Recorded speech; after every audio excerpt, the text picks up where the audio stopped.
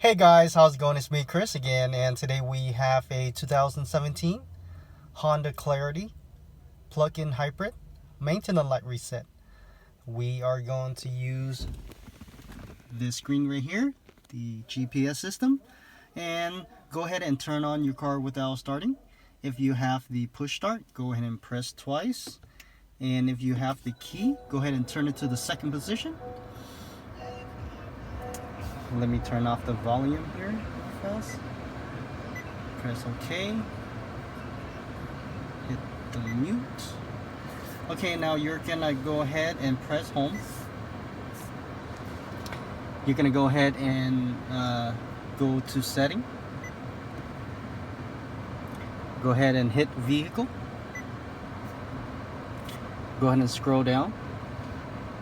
Hit maintenance info.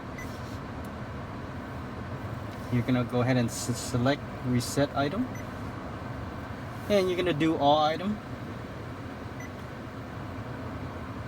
You go ahead and hit reset, and there you go, guys. Make sure you click that like. Thank you for watching, and I'll see you next time. Bye bye.